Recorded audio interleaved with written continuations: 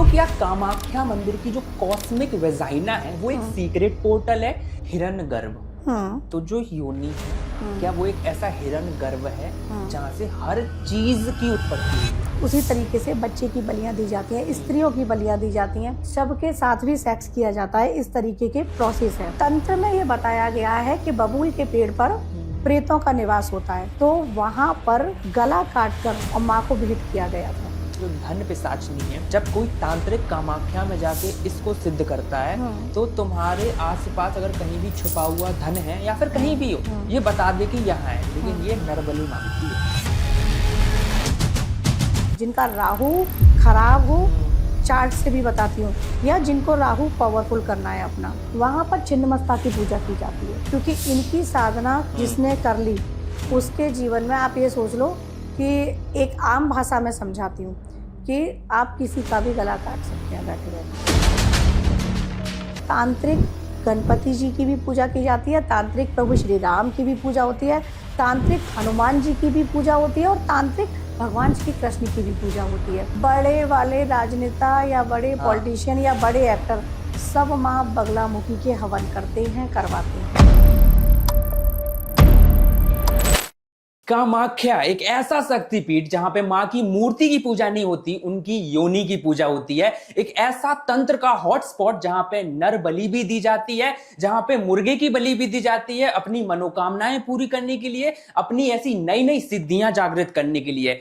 इस मंदिर में कई ऐसे अघोरी आते हैं, कई ऐसे तांत्रिक आते हैं और कई ऐसी नेगेटिव एंटिटी भी आती हैं जिनके बारे में आपने कभी नहीं सुना, जो कि इतनी पावरफुल सिद्धियां यहां से हासिल करते हैं, जो कि नेगेटिव नहीं होती है, पॉजिटिव होती हैं, लेकिन उनकी साधना, उनकी सिद्धि बड़ी मुश्किल होती है। बहुत से ऐसे राज हैं जो कामाख्या में छुपे हुए हैं और शायद ही इंटरनेट में कभी ये आएंगे। बहुत सी ऐसी नरबलियां हैं जो कि कामाख्या मांगती है, क्योंकि तुम देख रहे हो आजकल जितने भी बड़े बड़े नेता लोग हैं इतनी जल्दी सक्सेसफुल क्यों हो रहे हैं? ये ऐसी साधनाएं करवाते हैं कामाख्या में जाके जो कि उन्हें बहुत सा पैसा देती है। और ऐसे बहुत से राज हैं जो आज के इस पॉडकास्ट में आप लोगों को पता चलने वाले हैं। ये तो बस शुरुआत है और इन सभी को बताने के लिए आज वही मोस्ट फेवरेट गेस्ट रुद्राय टॉक्स पे हैं, जो कि एक एस्ट्रोलॉजर भी हैं, संत भी हैं और ज्योतिषकार भी हैं। उनका नाम है शिवांगी निर्व्या दी। तो कैसे हो दी आप? बहुत अच्छे, राधे राधे। जय माँ कामाक्षी। जय माँ कामाक्षी। आज का जो टॉपिक है वो बहुत हटके होने वाला है, क्योंकि हम देख रहे हैं कि कामाख्या एक मंदिर नहीं है, एक ऐसा शक्ति का स्रोत है जहां से प्रचंड मात्रा में शक्ति हम हासिल कर सकते हैं जी। राइट। आजकल जितने भी ग्रस्त लोग हैं वो भी यहाँ से बहुत कुछ ले सकते हैं, अपने जीवन को संवार सकते हैं। बिल्कुल। तो मेरा पहला ही ऐसा सवाल है कि जो कामाख्या मंदिर है, यहाँ पे माँ की कॉस्मिक योनि, कॉस्मिक वेजाइना की पूजा होती है और यूनिवर्स की हर एक चीज शून्य से निकली है। बिल्कुल। तो क्या कामाख्या मंदिर की जो कॉस्मिक वेजाइना है वो एक सीक्रेट पोर्टल है जहां से शक्ति का आगाज होता है, जहां से ब्रह्मा, विष्णु और महेश की उत्पत्ति हुई है, इस एंटायर ब्रह्मांड की उत्पत्ति हुई है? क्या वो एक ऐसा सीक्रेट पोर्टल है? बिल्कुल। इसको मैं बताते हुए सबसे पहले इसकी कथा जो है वहां से मैं आती हूँ। स्टार्ट करते हैं। भगवान जो शिव और माता सती, उनकी कथा सभी ने सुनी है, लेकिन कामाख्या का असली स्वरूप जानने के लिए हमें उस कथा को भी थोड़ा सा जानना पड़ेगा। ठीक है। जब राजा दक्ष ने शिव जी को और सती को अपने यज्ञ में नहीं बुलाया था, तो माँ सती जाने की बार बार जिद कर रही थी। उसी समय पर शिव जी मना कर रहे थे, तो माँ सती ने 10 दिशाओं को दिग्बंध किया और 10 रूप अपने प्रकट किए। वो 10 महाविद्या के रूप में, माँ काली, माँ त्रिपुर सुंदरी, माँ तारा, छिन्नमस्ता, भैरवी, है ना। इस तरीके से 10 महाविद्या जब प्रकट हुई, उसके बाद माँ वहां गई और वहां देखा कि उनके पति का अपमान हो रहा है। माँ ने अग्निकुंड में कूद गई। शिव जी उनका शव कंधे पर लटकाकर और घूम रहे थे, नृत्य कर रहे थे, बेसुध हो गए थे। तब जो विष्णु जी थे उन्होंने अपने चक्र से माँ के शरीर को काटा, अंगों में विभाजित किया। तो उनके 51 शक्तिपीठ जो हैं, 51 जगह वो अंग गिरे माँ के। तो जो कामाख्या है वहां पर माँ की योनि गिरी थी। नीलांचल पर्वत पर ये विद्यमान है। नीलांचल या नीलाचल 2 नाम से प्रसिद्ध है। इस पर्वत पर माँ की वो योनि विराजमान है। कामाख्या मंदिर में जब आप जाएंगे तो वहां पर माँ का जो स्वरूप है वो योनि स्वरूप है। एक शिला पर, पत्थर पर माँ की योनि है और उसके ऊपर जो माँ कामाक्षी है, राजराजेश्वरी है, त्रिपुर सुंदरी माँ है, उनका कवच भी रखा हुआ है, ओके। श्री यंत्रम। अच्छा। ठीक है, वो भी रखा हुआ है। तो माँ की, जैसे आपने कहा पोर्टल, तो सृजन कहाँ से हुआ है? शक्ति से। शिव और शक्ति से ही इस ब्रह्मांड का, इस सृजन हुआ प्रकृति है। का सृजन हुआ है। और माँ जो राजराजेश्वरी हैं, त्रिपुर सुंदरी माँ, उन्हीं से भगवान शिव, अच्छा। भगवान विष्णु विष्णु। और भगवान ब्रह्मा की उत्पत्ति हुई है। ओके। माँ जो है सदा शिव के ऊपर विराजमान है, त्रिपुर सुंदरी माँ। तो जो योनि है ना, वो सृजन का प्रतीक होती है। अच्छा। तो वहां पर कॉस्मिक एनर्जी इतनी हाई है रुद्रयाया, कि जो तंत्र मार्ग में होते हैं, एक चीज जो तंत्र मार्ग में है सभी जानते होंगे, लेकिन आम जनमानस के लिए बताती हूँ।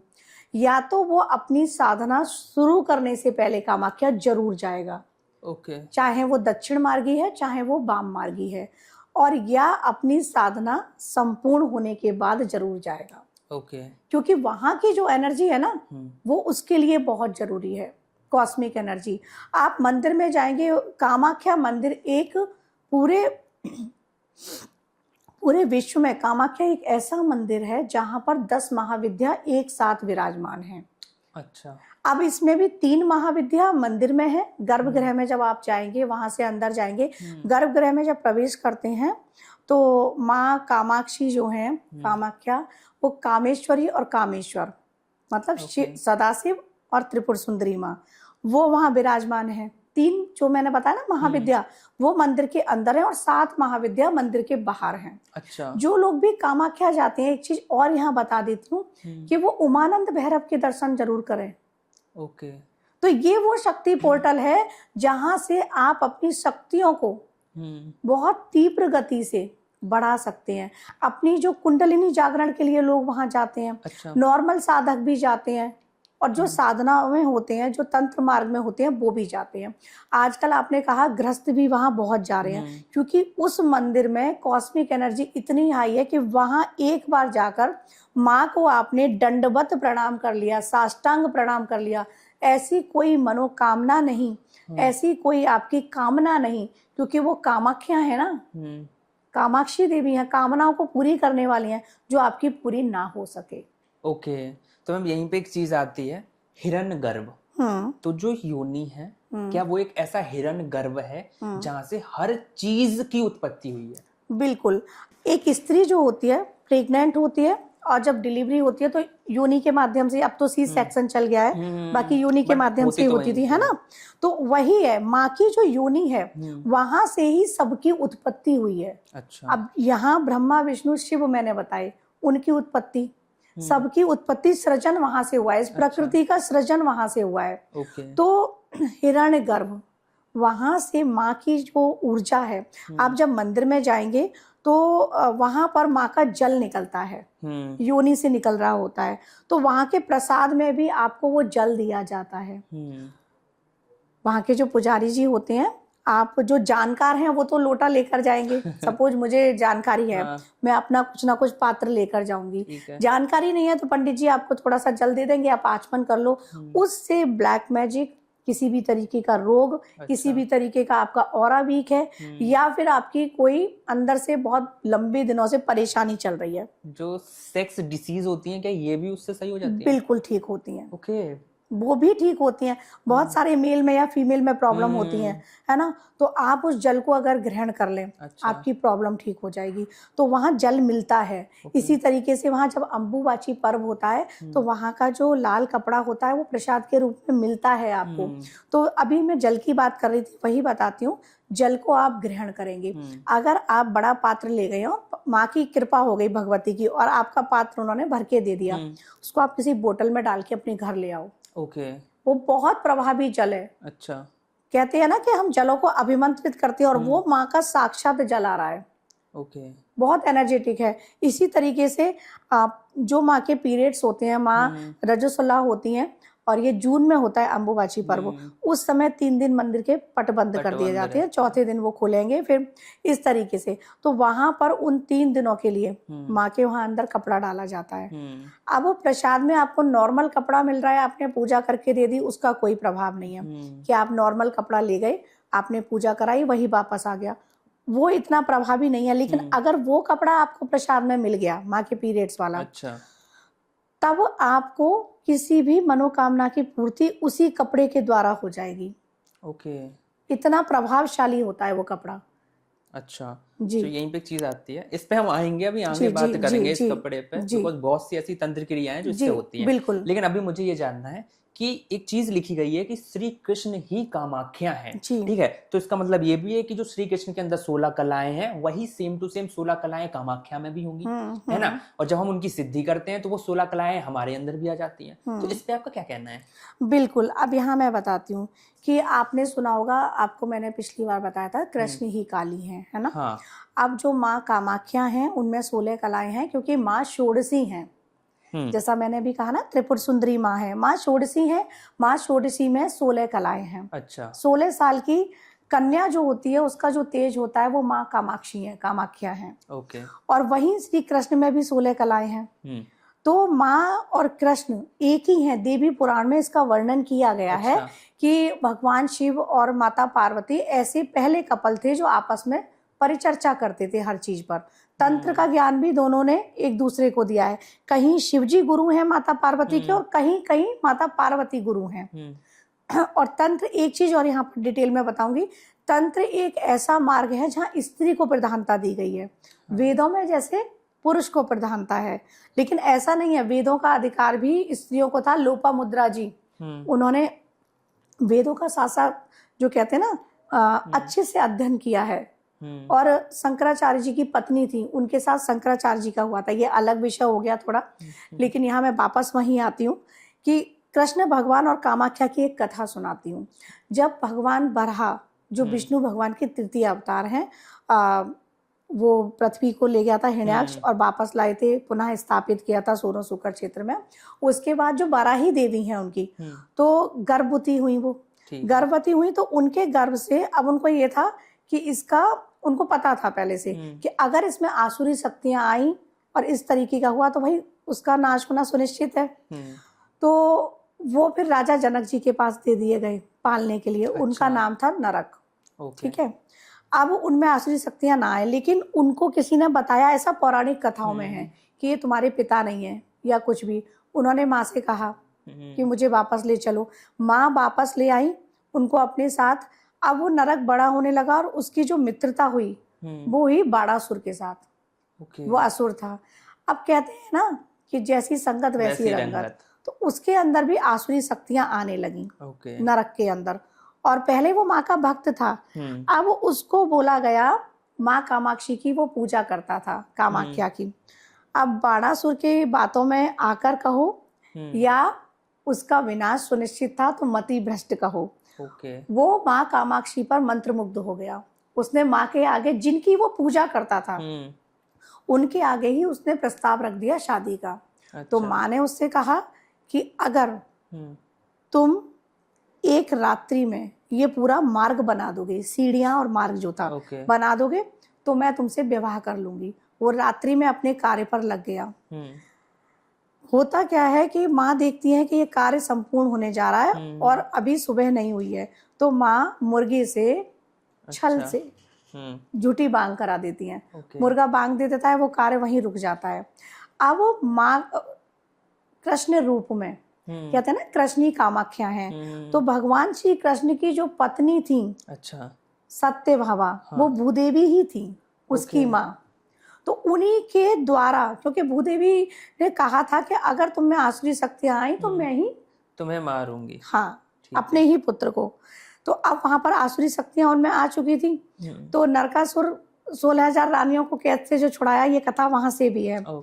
तो भगवान श्री कृष्ण ने सत्यभामा की मदद से नरकासुर का वध किया। तो नरकासुर को वहां देवी भी थी और भगवान कृष्ण भी थे। कभी उनको भगवान कृष्ण दिख रहे थे और कभी माँ कामाख्या दिख रही थी। इस रूप में नरकासुर का वध हुआ था और उसी दिन नरक चतुर्दशी मनाई जाती है, जो दीपावली से एक दिन पहले मनाई जाती है। उस दिन नरकासुर का वध हुआ। आज भी कामाख्या में वो मार्ग अधूरा है, वो सीढ़ी अधूरी है, आप देख सकते हैं। जो लोग जाते हैं उन्हें पता है। तो तो ये कथा वहां से जुड़ी हुई है। अब अच्छा। भगवान श्री कृष्ण ही कामाख्या है। अच्छा, तभी ये है कामाक्षी कि है। श्री कृष्ण ही कामाख्या है। जी, जैसे मैंने बताया ना, परिचर्चा चल रही थी, वो बात अधूरी रह गई। तो शिव जी ने माता पार्वती से कहा, तो पार्वती जी बोली कि इस बार मैं पुरुष रूप में जाती हूँ, अच्छा। माता पार्वती, और आप स्त्री रूप में आओ। तो जो राधा हैं, श्री जी हैं, वो शिव हैं, ओ, और माता पार्वती कृष्ण हैं।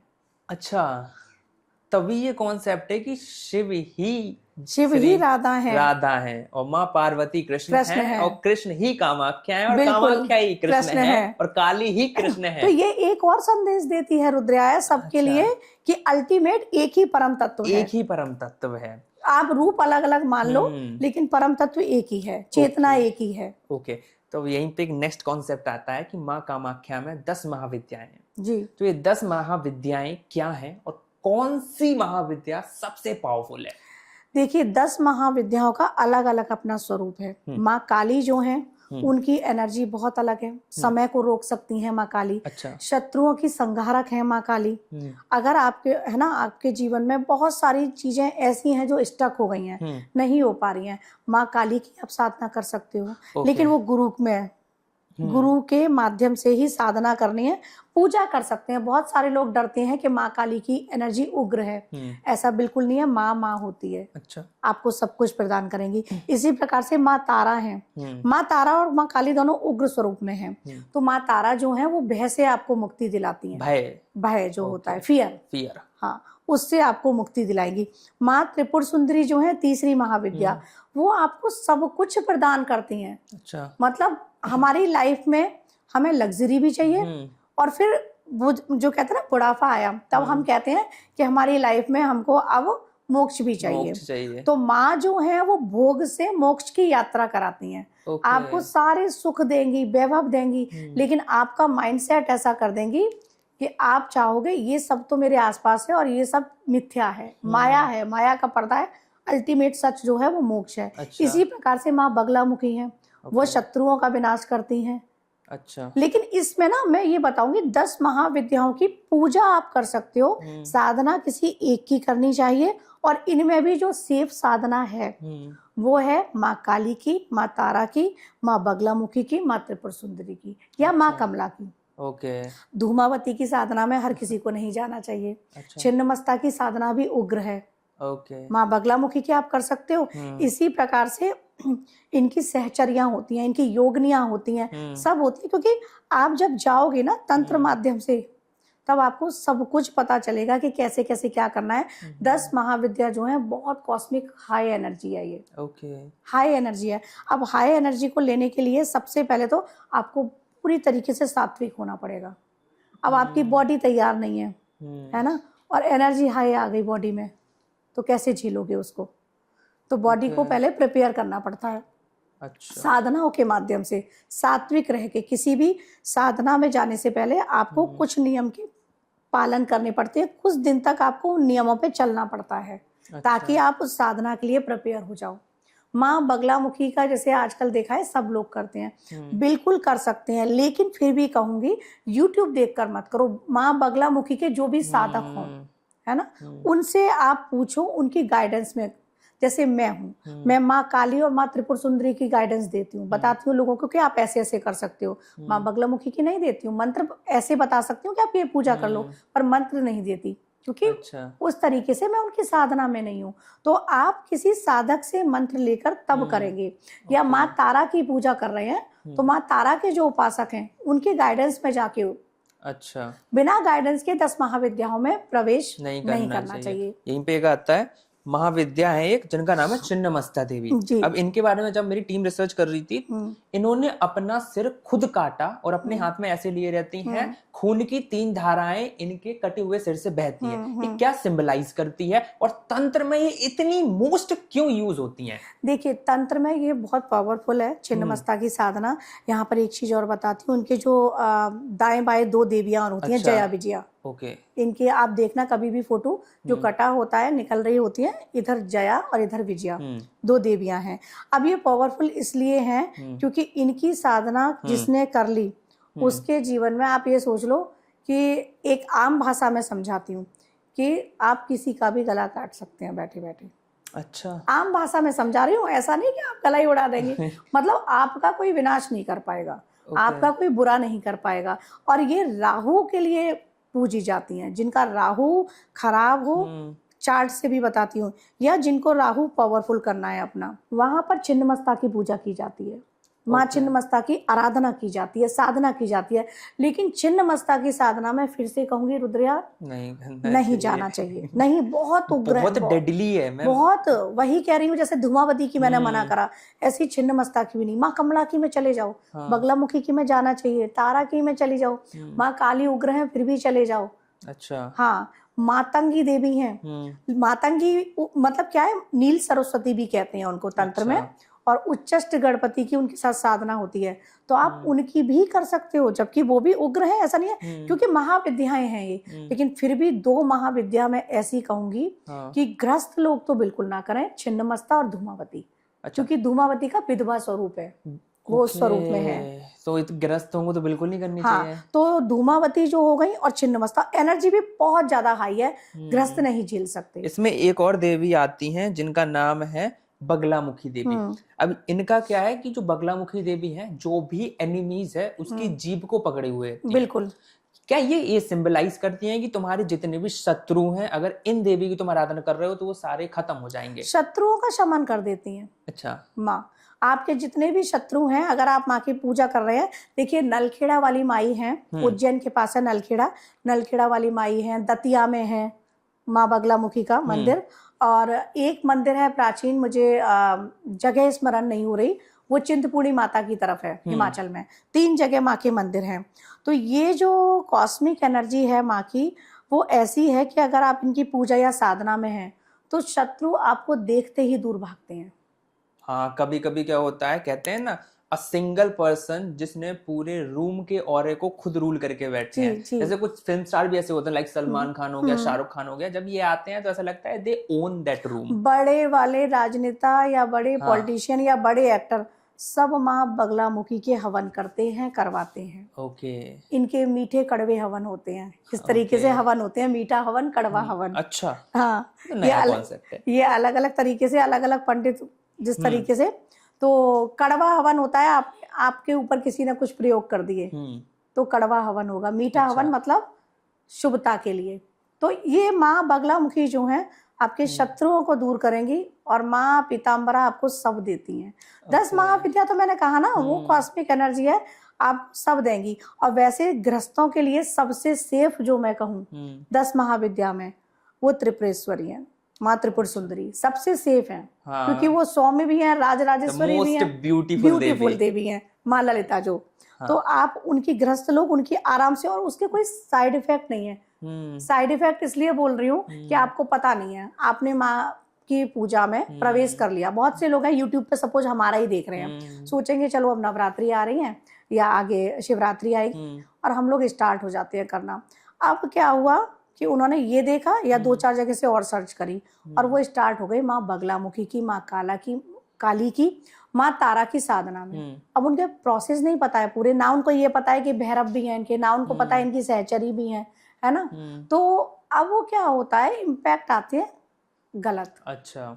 तो आप अब त्रिपुर सुंदरी माँ जो है, इनकी आप पूजा करोगे ना, ऐसे तो ये भी 10 महाविद्या में, ध्यान तो यहाँ भी भैरव जी का करना पड़ेगा। इनके जो भैरव हैं, मार्तंड भैरव हैं, और या उनको हम कह सकते हैं त्रिपुर भैरव। अच्छा। माँ काली के काल भैरव हैं, हर देवी के भैरव हैं। तो इस प्रकार से आप नॉर्मल पूजा भी करेंगे ना, तो माँ सब कुछ देती है, पूजा करो। ओके। अब यहीं पे एक चीज है कि कामाख्या में अंबुबाची के टाइम पे जब माँ का मेंस्ट्रुअल फ्लो होता है, या फिर जब माँ रजस्वला होती हैं, उन 3 दिन अंबुबाची मेला होता है, जिसमें अघोरी, तांत्रिक, नागा साधु, ऐसी बड़े बड़े लोग भारी मात्रा में आते हैं और बहुत से काला जादू करते हैं, बहुत सी सिद्धियां करते हैं। और इन्हीं 3 दिन ही क्यों उन्हें इतनी ज्यादा सिद्धि और पावर्स मिलती है? ये 3 दिन ही क्यों है? बिल्कुल, ये 3 दिन बहुत, मैंने कहा ना, कॉस्मिक एनर्जी ना बहुत हाई होती है रुद्रया। और मैं कहूँ ये माँ की भी और एक स्त्री की भी, ये स्त्रियों को नहीं पता होगा, पीरियड्स के टाइम बहुत एनर्जी हाई होती है। अच्छा। अगर कोई भी स्त्री पीरियड्स के टाइम बैठकर कोई भी अपने मंत्र जाप कर रही है ना, तो वो उसके सिद्ध हो जाते हैं। अच्छा। इस तरीके के। अब जो आप कह रहे हो वहाँ पे अघोरी आते हैं, हाँ। तो अघोरी क्या है, वो वहाँ पर जैसे अघोर पंथ में अलग अलग संप्रदाय से ये होते हैं, अलग अलग पंथ होते हैं। तो अघोर पंथ में शव पर बैठ के साधना की जाती है। मतलब वहाँ उनका ये है कि जो भय है वो भय निकल गया, ये अल्टीमेट सत्य है, अब मुझे उस सत्य को पहचानना है कि ये शव है ना। अच्छा। और मेरी आत्मा का जो साक्षात रूप है। बहुत सारी सब साधनाएं गलत तरीके से भी होती हैं, वो एक अलग चीज है, लेकिन वास्तव में कोई अघोरी सच मायने में होगा। अघोरी भी ना आजकल क्या हो गए हैं, गलत क्रियाएं करने वाली भी अघोरी हो गई, लेकिन वास्तव में जो अघोर पंथ से होगा अघोरी, तो वो वहां बैठकर आराधना कर रहा है, अपनी साधना कर रहा है, और उस साधना में उसका परम जो लक्ष्य है वो ये है कि अल्टीमेट ये है, अब मुझे भय नहीं है और मेरा सरोकार ईश्वर से हो गया। उसी टाइम पर जैसे नागा साधु जाते हैं, तो नागा साधु भी वहाँ अपनी कॉस्मिक एनर्जी हाई जो है उसको ले रहे हैं साधना करके। पॉजिटिव साधनाएं भी बहुत होती हैं दक्षिण मार्ग से, जैसे मैं दक्षिण मार्ग से हूँ, वो लोग भी जा रहे हैं, वाम मार्ग वाले भी जा रहे हैं और अपनी अपनी पूजा कर रहे हैं। लेकिन इसी समय वो लोग भी जाते हैं जो गलत क्रियाएं करते हैं, क्योंकि एनर्जी तो हाई है ही, और आप उसको चाहे गलत के लिए यूज कर लो चाहे अच्छे के लिए यूज कर लो। तो जो गलत के लिए यूज करते हैं या जो करवाते हैं वो भी उस टाइम पर जाते हैं। जैसे पीरियड्स के माँ का कपड़ा जो होता है, जैसे पहले क्या होता था, पहले कपड़े ही यूज करे जाते थे, अब पैड्स आ गए हैं। तो वो माँ का जो कपड़ा होता है ना, वो जैसे बहुत एनर्जी हाई है, जैसे मैंने कहा ना कि कुछ भी पॉजिटिव उससे कर सकते हो, तो उससे जो गलत लोग होते हैं वो उसी कपड़े से गलत प्रयोग भी कर देते हैं। यहीं पे एक चीज आती है, वो जो रेड कपड़ा होता है माँ का, जो कि मेंस्ट्रुअल फ्लो से जो खून होता है माँ का उससे होता है, यहीं पे कोक बंदी होती है एक, जो कि उस लाल कपड़े से की जाती है। ये क्या होती है? देखिए, इस विषय में मैं यही कहना चाहूंगी बस कि जो गलत क्रियाएं करते हैं ना, ब्लैक मैजिक टाइप के, जो तंत्र को गलत क्रियाओं से जोड़ते हैं और उस प्रकार करते हैं, तो माँ का जो वो कपड़ा है वो तो आपको प्रसाद रूप में मिला है अच्छा करने के लिए, लेकिन अब वो उन तांत्रिकों ने सपोज ले लिया और वो सिर्फ चंद पैसों के लिए, है ना, कोई ये करवाएगा तो पैसे देगा, वो ये गलत क्रिया कर देते हैं, हो जाता है। क्या होता है कोकबंदी? कोकबंदी का मतलब है अगर किसी ने कामाख्या तंत्र के थ्रू, कामाख्या तंत्र बोलते हैं इसको, आते हैं इस पे भी। हाँ, कामाख्या तंत्र के थ्रू आपकी कोक बांध दी, तो आपके बच्चा नहीं होगा। आईवीएफ तक फेल होते हैं लोगों के। ओके, ये होता है। तो मतलब कोई जैसे प्रॉपर्टी के लिए कभी कभी ऐसा हो जाता देखो, है। ये रिलेटिव में फैमिली यही करते हैं, कोई बाहर का नहीं होता, बाहर का नहीं होता। और वो आपका काम बांध देंगे, आपकी कोक बांध देंगे, और उसमें उनको बहुत हैप्पीनेस मिलती है कि आप परेशान हैं। और जबकि वो ये नहीं समझ रहे हैं कि आप जो करवा के लाए, सपोज वो कपड़ा बहुत पवित्र था, लेकिन आपने जिस भी तांत्रिक से वो करवाया है ना, अब उसमें एनर्जी तो आ गई गंदी, उसने क्योंकि वो किया है, पिशाचनी हो गई, ब्रह्म राक्षस हो गई, प्रेत हो गई, उनके थ्रू सिद्ध करके ये कपड़े किए जाते हैं। क्योंकि गलत काम गलत एंटिटीज करेगी ना, तो ये गलत एंटिटीज से करवाए जा रहे हैं। वो उस एंटिटीज से करवा के आप ये कपड़ा लाए, या आप लौंग लाए, या आप इलायची लाए, इन चीजों में होता है तंत्र। आप वो लेके तो अपने हाथ में आ रहे हो ना, तो वो गलत एनर्जी आपके भी हाथ में आ रही है, दूसरे का तो बुरा कर रही है, पर कहीं ना कहीं तो आपके अंदर भी वो गई है। अच्छा, ऐसा इस तभी जब तांत्रिक जब ऐसी सिद्धियां करता है, कोकबंदी करता है ना, तो बहुत सी दूसरी आत्माएं जो उसके ऊपर आ जाती हैं, लेकिन उसने यहाँ पे कई ऐसी आत्माएं और ऐसी कई सुपर पावर होती हैं जो सिद्ध करके रखा रहता है, जिस वजह से वो बुरी आत्माएं उसका कुछ नहीं बिगाड़ पाती। बिल्कुल बिल्कुल, क्योंकि देखो बुरी अच्छी चीज का अस्तित्व है तो बुरी का भी अस्तित्व है ना, सब कुछ है संसार में। और मैं तो बस यहाँ यही कहूंगी कि अगर कोई भी ऐसा व्यूअर्स हो जो देख रहा हो, उसके आसपास ऐसा कोई काम हुआ हो, तो ये बहुत घिनौने कृत्य हैं, मत करो। किसी के साथ आप गलत कर रहे हो ना, तो ईश्वर फिर आपके साथ क्या करेगा आपको भी नहीं पता। अच्छा, यहीं पे कामाख्या माँ का जो सिंदूर होता है वो बहुत पावरफुल होता है जी। तो कामाख्या माँ का जो सिंदूर है और औरतें जो घर में ऑर्डिनरी सिंदूर लगाती हैं, उसमें डिफरेंस क्या है? देखिए, देखने में दोनों लाल ही होते हैं। कामाख्या माँ का अगर सिंदूर आप वहां से लेकर आ रहे हैं, और अगर वो सिंदूर बाहर मिल रहा है तो प्रसाद तो वो भी है, लेकिन जो सिंदूर अंदर से मिल रहा है प्रसाद रूप में, जो पुजारी जी दे रहे हैं, वो बहुत हाई एनर्जी रखता है। इसके भी दो परसेप्शन मैं आपको बताती हूँ। पॉजिटिव ये है कि उसको जो सुहागनें अपनी मांग में लगाती हैं, कहते हैं ना सदा सुहागन, हर स्त्री चाहती है कि मैं सदा सुहागन जाऊं, तो वो सदा सुहागन रहती है। और उसी सिंदूर से वो अपने और अपने पति के संबंधों को अच्छा कर सकती है। अच्छा। जब वो अपनी मांग में लगा रही है तो मांग पर भी नजर तो जाएगी ना पति की। हाँ। तो वो पति कहीं ना कहीं अगर आपकी तरफ से उसका मन भटकाव भी हो गया है तो आपसी आप में संबंध अच्छे होंगे। अच्छा। दूसरा क्या है इसका नेगेटिव, उसी सिंदूर से वशीकरण भी होता है। वो कोई जो अच्छा। गलत क्रियाएं वाला होगा, आपको पता है आप गलत क्रियाओं वालों के पास जाएंगे, उस सिंदूर से वशीकरण करा के लाए, या तो किसी स्त्री को दे दिया। अब स्त्री को दे दिया, आप चाहते हैं ये स्त्री का कुछ बिगड़ जाए, आपने उस स्त्री को कहा ये प्रसाद है, माता का सिंदूर है। अब वो तो भोली भाली ले ही लेगी, उसको क्या पता, और उसमें कर रखा है वशीकरण उसका कुछ गलत करने के लिए। अच्छा। तो इस सिंदूर से वशीकरण की क्रियाएं भी होती हैं जो गलत होती हैं। तो ऐसी क्रियाएं कभी किसी को नहीं करनी चाहिए। माँ ने वो क्रियाएं नहीं बनाई हैं, वो क्रियाएं कौन कर रहा है? जो वहां बैठे हुए हैं चंद पैसों के लिए। अच्छा। गलत तांत्रिक वो। ओके, तो यहीं पे एक चीज है, जो माँ की 10 महाविद्याएं हैं और जो शक्तिपीठ है, अब इसमें डिफरेंस क्या है? क्योंकि लोग यही कंफ्यूज हो जाते हैं। देखिए, जो 10 महाविद्याएं हैं और शक्तिपीठ, शक्तिपीठ क्या है? एक भौगोलिक परिस्थिति हो गई। भौगोलिक मतलब जियोग्राफिकल, कि शक्तिपीठ चिंतपूर्णी माता है या कामाख्या माता है। कामाख्या माता को ही लेते हैं, कामाख्या माता है तो शक्तिपीठ है। वहां पर एक जियोग्राफी क्या है, आसाम में नीलांचल पर्वत पर वो स्थित है। ठीक है। 10 महाविद्या क्या है? वो परम चेतना है। अच्छा। वो मंदिर में है, लेकिन ऐसे नहीं है ना, वो परम चेतना है, वो हर जगह है। इसको ऐसे कह सकते हैं कि तुम्हारी जो बॉडी हो गई वो शक्तिपीठ हो गया, और जो तुम्हारी आत्मा है वो महाविद्या हो गई। बिल्कुल कह सकते हैं, बहुत अच्छा बोला, बिल्कुल यही समझो आप कि आपका शरीर ही मंदिर है ना। यत पिंडे तत् ब्रह्मांडे, तो मुझ में ही ब्रह्म है, मुझ में ही ब्रह्मांड है, तो वो चीज हो गई है। अच्छा, ये डिफरेंस है। दूसरा डिफरेंस है कि 51 जैसे शक्तिपीठ हैं और माँ 10 हैं, तो 51 शक्तिपीठ में माँ के अंग गिरे हैं, बॉडी पार्ट्स गिरे हुए हैं। और ये क्या है? ये माँ प्राकट्य हुई थी पूरे अपने स्वरूप में। ओके। वो माँ के सती के अंग गिरे हुए हैं और ये माँ परम चेतना के रूप में प्राकट्य हुई थी 10 रूपों में। ये 10 दिशाओं में हमारी रक्षा कर रही हैं। अच्छा। 10 दिशाओं में विद्यमान है माँ जो है 10 महाविद्या। ये महाविद्या कही गई है, विद्या भी नहीं, महाविद्या। तो इसीलिए ना अभी 2-3 साल से एक प्रचलन सा बना है रुद्रयाय कि लोग महाविद्याओं की साधना में भी जा रहे हैं। पहले तो गिने चुने लोग महाविद्याओं को समझते थे, जानते भी नहीं थे। सिर्फ माँ का दुर्गा स्वरूप न पता था या चंडिका काली स्वरूप पता था। मोस्टली काली। हाँ, काली, मैं वही कह रही हूँ। कुलदेवी भी जो होती थी वो काली ज्यादातर, है ना। माँ चामुंडा काली देवी।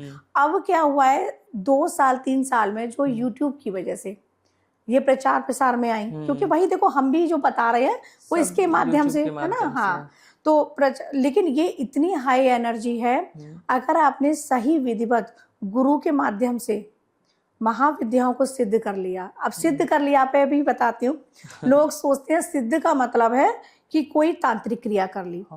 वो सिद्ध का मतलब वो नहीं है। सिद्ध का मतलब है वो माँ आपके अंदर आ चुकी पूरी तरीके से। ओके। कहते हैं ना पूरी तरीके से, मतलब माँ की जो ऊर्जा है वो आप में समाहित हो चुकी है। आप उन्हीं के जैसे गुण आपके अंदर आ गए। ठीक है। माँ के जो दिव्य गुण हैं वो आपके अंदर आ गए, माँ की जो कलाएं हैं वो आपके अंदर आ गई। ये होता है सिद्ध का मतलब। सिद्ध का मतलब ये नहीं है कि आप तांत्रिक हो गए।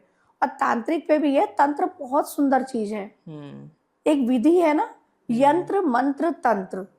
तो जो तंत्र है वो सिस्टम है, यंत्र है वो संरचना है। किसी भी डेटी का यंत्र होता है, दुर्गा यंत्र, माँ काली यंत्र, माँ त्रिपुर सुंदरी यंत्र, श्री यंत्रम। तो वो क्या है, आपने देखा होगा रेखाओं से बने होते हैं। हाँ। जैसे हमारी ये बॉडी है, ये यंत्र है, ठीक है। अब तंत्र क्या है, इस बॉडी को हम जिस प्रकार से सिस्टम में चला रहे हैं वो तंत्र है। और मंत्र क्या है, अब इसमें जो देवता, मंत्र में करते हैं देवता निवास। अच्छा। तो मंत्र देवता हो गया, जैसे महालक्ष्मी, महासरस्वती, महाकाली, रुद्र, शिवजी, इनके सबके जो मंत्र हैं उसमें वो देवता निवास कर रहे हैं। इसीलिए तो कहा जाता है ज्यादा से ज्यादा मंत्रों की चैंटिंग करो। अच्छा। तो ये एक विधि के माध्यम से यंत्र में शक्ति डाली जाती है मंत्र के द्वारा। ओके। और तंत्र उसका सिस्टम है, इंटरकनेक्टेड है। इंटरकनेक्टेड है। तंत्र मंत्र यंत्र ये सब इंटरकनेक्टेड है। यंत्र देवता हो गया साक्षात स्वरूप, रुद्र हो या फिर वो भगवती जगदम्बा हो, कृष्ण हो या राम हो, है ना। अब उनके यंत्र को आपने सामने रखा, तंत्र क्या हो गया, सिस्टम। तांत्रिक गणपति जी की भी पूजा की जाती है, तांत्रिक प्रभु श्री राम की भी पूजा होती है, तांत्रिक हनुमान जी की भी पूजा होती है और तांत्रिक भगवान श्री कृष्ण की भी पूजा होती है। यही यहाँ पे बता रही हूँ कि तंत्र और तांत्रिकों को गलत ब्लैक मैजिक से ही लोग जोड़ते हैं। ये सिस्टम है। यंत्र को आपने रखा, वो देवता का स्वरूप है, चाहे वो हनुमान जी का हो, है ना, मारुति यंत्र होता है जैसे हनुमान जी का। अब उसमें हमने सिस्टम बनाया तंत्र, और जो मंत्र है उसका हमने जाप किया, तो उससे शक्ति उसमें संचारित करी। यहीं से एक चीज आती है कि जो भी देवता हैं, या तो हनुमान जी हैं, या तो कृष्ण है, या तो शिव है, इनकी तामसिक पूजा भी होती है।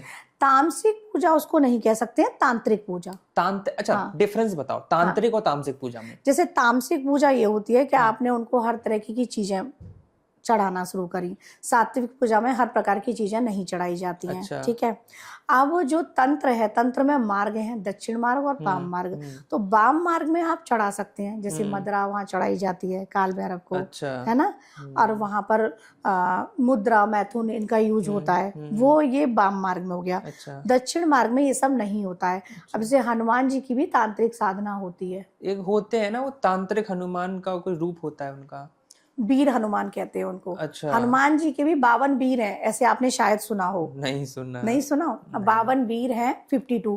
तो ये रुद्र जो के ही अवतार है, भगवान रुद्र के ही अवतार है ना, रुद्र अवतार हनुमान जी। हाँ, तो इसके पीछे मैं बताती हूँ, हनुमान जी जो तुलसीदास जी थे, है ना, तो उनका जन्म हुआ था सोरो सुकर क्षेत्र में। उन्होंने रामचरितमानस की रचना की थी, और रामचरितमानस की रचना के समय जब वो काशी में थे, तो एक स्टोरी है बहुत प्यारी सी।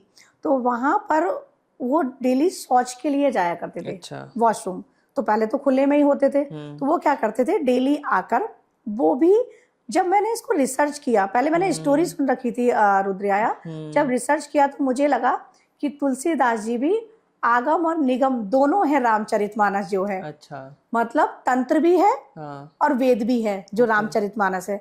तो तुलसीदास जी को कहीं ना कहीं तंत्र का ज्ञान था। अब इसमें आगे बताती हूँ कैसे। बबूल के पेड़ पर वो लोटे का जल जो बचा होता था शौच के बाद, वो डालते हुए डेली आते थे। तो तंत्र में ये बताया गया है कि बबूल के पेड़ पर प्रेतों का निवास होता है। अच्छा। और डेली अगर वहां पर गंदा जल आप डालो तो वो देवता प्रसन्न होता है, क्योंकि ये तो एंटिटीज गंदी चीजों से प्रसन्न होती है ना। वो डेली डालते थे। एक दिन प्रेत सामने आ गया, तुलसीदास जी से बोला बताओ क्या मांगना है। तो उन्होंने कहा मुझे राम से मिलवा दो, मेरे आराध्य हैं प्रभु श्री राम, मुझे उनसे मिलना है।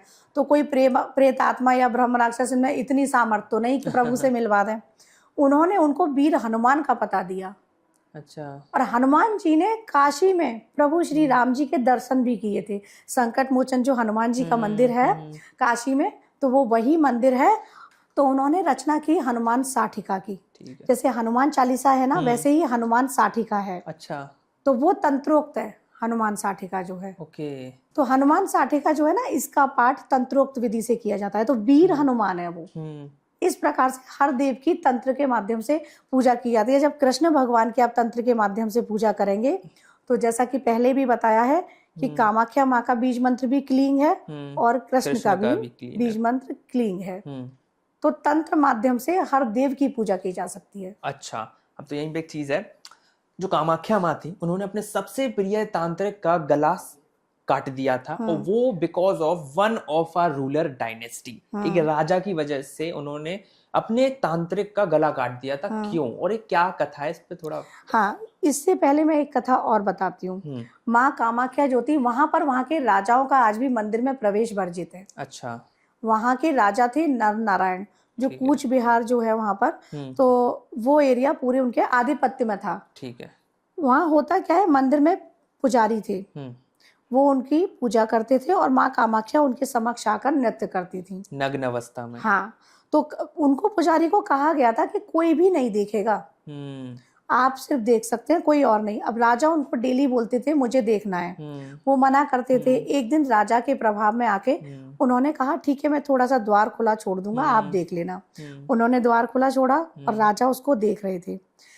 राजा ने जब नृत्य देखा, हम्म, उसके बाद माँ कामाख्या को पता चल गया। माँ कामाख्या क्रोध में आई और उन्होंने नर नारायण को श्राप दे दिया। ठीक है। तो उसके बाद से आज तक वो प्रथा चली आ रही है कि जो राजा के वंश के लोग हैं वो मंदिर में प्रवेश नहीं कर सकते हैं।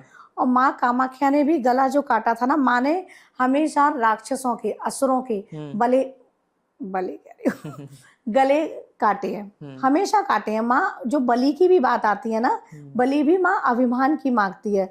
और ये बलि पर भी मैं बताना चाहूंगी कि द पावर ऑफ तंत्र एक बुक है, उसको लोग पढ़ें। उसमें लिखा हुआ है कि कामाख्या में एक कमांडर थे, ओके, और मुगल कालीन थे वो। तो वो वहाँ लोगों को परेशान बहुत करते थे, वहाँ के राजा को। यानी मुगल जब आए थे, जब भारत में मुगल आए थे, उनके अंडर काम करते थे। तो उनके प्रभाव में आकर उन्होंने वहाँ परेशान करना स्टार्ट कर दिया। तो माँ ने ये कहा कि जो भी हो, असुरों का, मुझे असुरों की बलि चाहिए। तो वहां पर गला काटकर और माँ को भेंट किया गया था, जो नर बलि की बात होती है। तो माँ ने ये कहा था कि असुरों की बलि दो, माँ ने ये नहीं कहा था कि नर बलि दो। तब वहां से क्या हुआ, डे बाय डे अपने हिसाब से लोगों ने चेंज किया, क्योंकि मुगल काल में हमारे शास्त्रों से, वेदों से, हर चीज से छेड़खानी की गई है। और मुगलों का गला का, ऐसी कई सारी कथाएं उसमें हैं। ऐसी एक राजस्थान की भी कथा है। और सारे वो मुगलों के ही गले काटे गए थे और माँ को भेंट किए गए थे। तो वहां से ये प्रचलन आ गया नरबली का। बाकी कोई कॉन्सेप्ट नहीं है, उससे पहले किसी तंत्र की बुक में नहीं है रुद्रया नरबली का कॉन्सेप्ट। नरबली से ही मैं एक चीज जोड़ूंगा यहाँ पे कि 2016 में माँ कामाख्या के गेट पे एक बूढ़ी औरत का सिर धड़ से अलग कर दिया गया था और वहां पे सिर डला था, और ये रिपोर्ट्स में है। तो क्या आज भी नरबली दी जाती है, और अगर दी जाती है तो इससे कौन कौन सी ऐसी सिद्धि है जो बहुत जल्दी जागृत हो जाती है? देखिए, नरबलियां देना गलत है, पहले तो ये बोलूंगी। अच्छा, कुछ समय से वहां पर नरबली को प्रतिबंधित किया गया है। पहले दी जाती थी, क्योंकि नरबली देके बहुत सारे काम हो सकते हैं। जैसे किसी बच्चे की बलि दी, जो कोख बांधने की आपने थोड़ी देर पहले बात पूछी थी, उसी तरीके से बच्चे की बलियां दी जाती हैं, स्त्रियों की बलियां दी जाती हैं, सबके साथ भी सेक्स किया जाता है। इस तरीके के प्रोसेस है जो गलत मार्ग से आगे जा रहे हैं तंत्र में, है ना, सिस्टम में। तो आपको वो सारी चीजें प्रतिबंधित हैं, अब नहीं कर सकते। लेकिन हाँ, छुप कर तो कोई कुछ भी कर सकता है। आज भी होती है, आज भी होती है। सिद्धियां तो लोग आज भी वहां ले रहे हैं ना। अच्छा, इससे सिद्धि या कोई भी ऐसी नेगेटिव सुपर पावर इतनी जल्दी क्यों मिल जाती है? देखिए, जो भूत हो गए, प्रेत हो गए, ब्रह्म राक्षस हो गए, कर्ण पिशाचनी हो गई, ये सारी एंटिटीज हैं, गलत सिद्धियां हैं, और बहुत जल्दी सिद्ध होती हैं। बहुत जल्दी सिद्ध होती हैं। कर्ण पिशाचनी सबसे जल्दी सिद्ध होने वाली सिद्धि है, लेकिन किसी को नहीं करनी चाहिए। बिल्कुल नहीं करनी आपको चाहिए। किसी लायक ही नहीं छोड़ती है, आपके साथ वो एज ए वाइफ रह रही है, किसी लायक ही नहीं छोड़ेगी आपको। अच्छा, यहीं पे एक आती है, कर्ण पिशाचनी की आपने बात की, धन पिशाचनी जी। इसके बारे में जब रिसर्च कर रहे थे तो एक चीज पता चली थी कि जो धन पिशाचनी है, जब कोई तांत्रिक कामाख्या में जाके इसको सिद्ध करता है तो तुम्हारे आसपास अगर कहीं भी छुपा हुआ धन है या फिर कहीं भी हो, ये बता दे कि यहाँ है, लेकिन ये नरबली मांगती है। तो इसके बारे में थोड़ा लाइट थ्रो करो।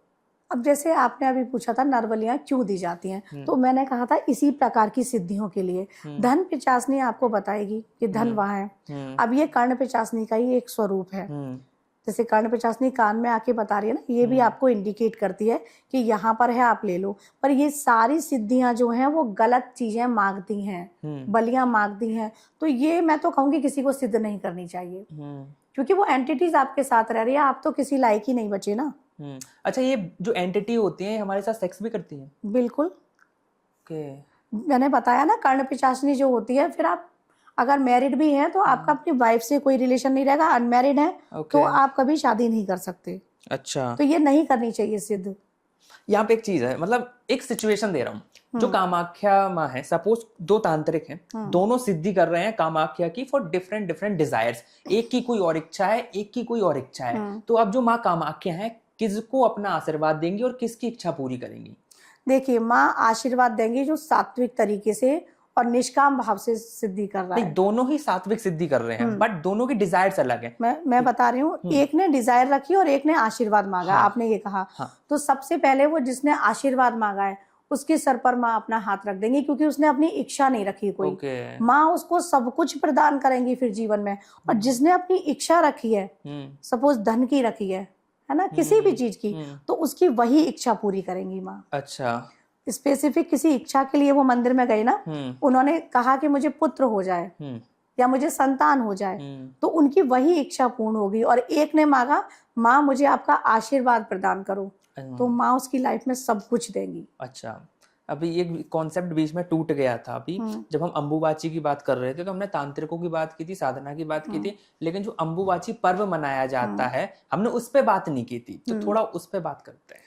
अंबुबाची पर्व जो है ना, जैसे मैंने कहा कि उस समय माँ का पीरियड्स चल रहे होते हैं, 3 दिन बंद रहता है माँ का, कॉस्मिक एनर्जी बहुत हाई होती है उस समय। वहां बैठकर जो भी जप तप आप करोगे सब सिद्ध हो जाते हैं उन 3 दिनों में।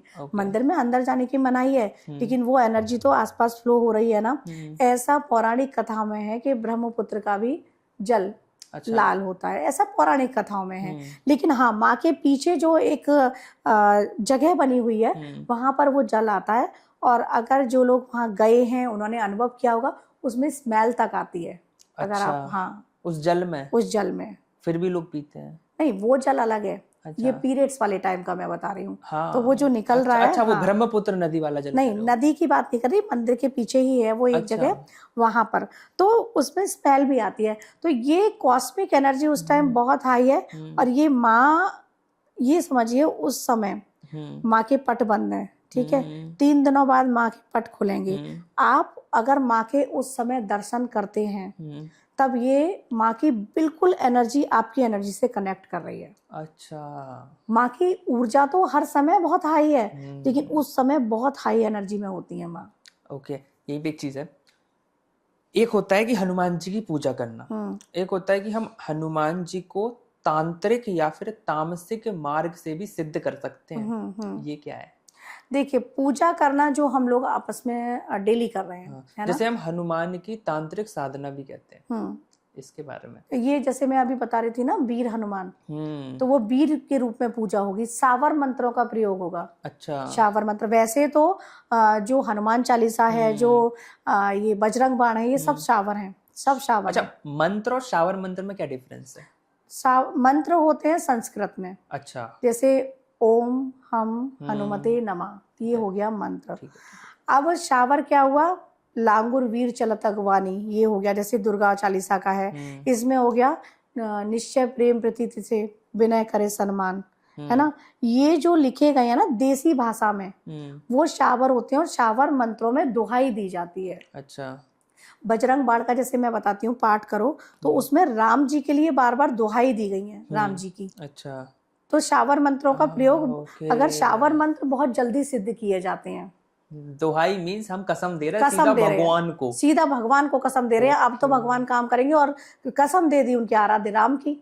अच्छा, इसमें शावर मंत्रों में, शावर मंत्रों पे बताती हूँ। कामाख्या में लोमा चमारन हुई थी, एक बहुत बड़ी तांत्रिक थी। अच्छा। और वो शावर मंत्रों से, आज भी लोग ऐसा कहते हैं, जितना अध्ययन किया है, मेरा निजी अनुभव नहीं है, ठीक है, तो वो आज भी वहाँ आसपास के गांव में देखी गई हैं। अच्छा, गांव से चलो पहले कंप्लीट कर लो फिर आता हूं। हाँ, तो लोमा चमारन आज भी देखी गई हैं, और बहुत बड़ी तांत्रिक थी वो, और सिर्फ शावर मंत्रों का प्रयोग करती थी वो। उनके अगर आप रिसर्च भी करोगे, गूगल करोगे, तो बहुत सारे ऐसे मंत्र हैं लोमा चमारन के, उसमें लोमा चमारन की दुहाई दी जाती है उन मंत्रों में। अच्छा। एक स्त्री थी जो चमार जाति से थी, लोमा चमारन उनका नाम था, ठीक है, तो उनकी दुहाई तक दी जाती है, और वो तांत्रिक थी। और वो तांत्रिक जो थी ना, वो तंत्र का वो मीडियम था जिसमें थोड़ा सा अदृश्य होने की शक्ति, अदृश्य हो जाती थी, पावर ऑफ इनविजिबलनेस, उस तरीके का। ओके, अब मैं यहाँ पे मैंने क्या कहा, मेरे को एक चीज जाननी है कि जो शक्तिपीठ है, तो हर शक्तिपीठ का अपना भैरव होता है? बिल्कुल, हर शक्तिपीठ का एक भैरव होता है। 51 शक्तिपीठ है, तो 51 शक्तिपीठ के भैरव हैं। जैसा मैंने स्टार्टिंग में बताया था कि आप जब मंदिर में माँ कामाख्या के मंदिर में जाएंगे तो आप उमानंद भैरव पर जाएंगे। अच्छा। जो कि ब्रह्मपुत्र नदी के एक टापू है, वहां पर है, नाव के द्वारा जाया जाता है वहां बोट से। तो उनके दर्शन अगर आप नहीं करते हैं तब आपको माँ कामाख्या के दर्शन का फल नहीं मिलता है। अच्छा। क्योंकि भैरव जो है वो शिव का ही रूप है ना, तो जो कहा जाता है क्षेत्रपाल। काशी में हम जाते हैं, काशी के कोतवाल, अच्छा, है ना। महाकाल जाते हैं, वहाँ काल भैरव। तो हमें भैरव के भी दर्शन बहुत जरूरी होते हैं। और जैसे महाकाल की बात कर रही हूँ, वहाँ भी शक्तिपीठ है, हर सिद्धि माँ, अच्छा। गढ़कालिका। तो हर शक्तिपीठ में अपने भैरव बनाए गए हैं। हमें पहले भैरव के दर्शन करने चाहिए, तब माँ के लिए जाना चाहिए। माँ की पूजा में, माँ की साधना में पहले आप भैरव का स्मरण करेंगे, तब माँ के लिए जाएंगे। इसी प्रकार से दर्शन में भी। ओके, तो मैं अभी बहुत सारी और बातें करनी है, बिकॉज बहुत से ऐसे क्वेश्चन है जो अभी खत्म नहीं हुए, मेरे को पूछना है। भैरव पर हम एक पॉडकास्ट आगे करेंगे भी। डन भैरव पे। और आप लोग भी देखना चाहते हो भैरव पे कंप्लीट पॉडकास्ट, तो कमेंट में जरूर बताना। और 10 महाविद्या पे भी अगर पॉडकास्ट चाहते हो तो वो भी हम लाएंगे। बिल्कुल बाकी बिल्कुल। मैम कितने बार आ चुके हो? जितने भी तथ्य छुप, हमारा लक्ष्य क्या है? हाँ। सनातन की जो ऐसी हाइड चीजें हैं जो लोगों को नहीं पता है, वो हम उनके समक्ष ला सकें। बिल्कुल मैम, आई थिंक चौथी या 5वीं बार तो है बिल्कुल। रुद्र टॉक्स पर, है ना। और इतना ज्यादा प्यार देते हैं आपको ये लोग कि कमेंट भरे रहते हैं कि शिवांगी दी को लाओ। बाकी कोई और डाउट हो तो कमेंट में जरूर बताना। मैम का जो नंबर है वो आपको डिस्क्रिप्शन में मिल जाएगा। अधिकतर लोग कमेंट सेक्शन में पूछते हैं, तो बिल्कुल डिस्क्रिप्शन में मैम की आईडी, नंबर, इंस्टाग्राम सब कुछ मिल जाएगा। बाकी हमारे इंस्टाग्राम हैंडल्स हैं, जाओ और फॉलो करो। बाकी अगर और कोई डाउट है तो जरूर पूछना। बाकी वीडियो अच्छा लगे तो लाइक कर देना, चैनल को सब्सक्राइब कर देना। मिलते हैं अगले इंटरेस्टिंग पॉडकास्ट के साथ।